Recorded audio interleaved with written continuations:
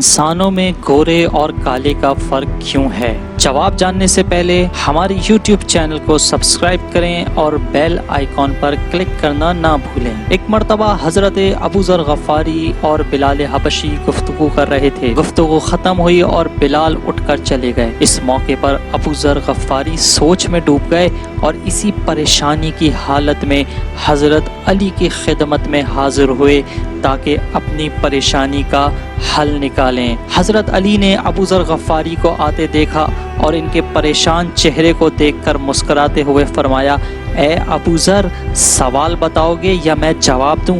ابو ذر نے کہا، میرے آقا، میں سوچ رہا ہوں ہر انسان آدم علیہ السلام کی اولاد ہے، لیکن پھر بھی ان میں فرق کیوں؟ کوئی گورا ہے تو کوئی کالا، ایسا کیوں ہے؟ حضرت نے فرمایا، اے ابو ذر، آدم علیہ السلام کو جب زمین پر بھیجا گیا تو وہ بہت نفیس تھے، اور جب آدم کے فرزند جو کہ حضرت شیس علیہ السلام کے بعد اللہ نے انہیں عطا کیے تھے، انہیں جانوروں نے کھا لیا، تو اس موقع پر آدم علیہ السلام نے دعا کی کہ اے میرے اللہ، مجھے ایسا فرزند عطا کر جو پہاڑ کی طرح مضبوط، میرے خاندان کی حفاظت کرے اور جانوروں کو چیر دے۔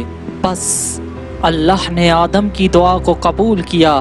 اللہ نے انہیں ایسا فرزند عطا کیا جس کا رنگ کالا، بال سخت، ہونٹ اور دانت اتنے مضبوط تھے کہ وہ ان سے کسی بھی چیز کو چیر سکتا تھا۔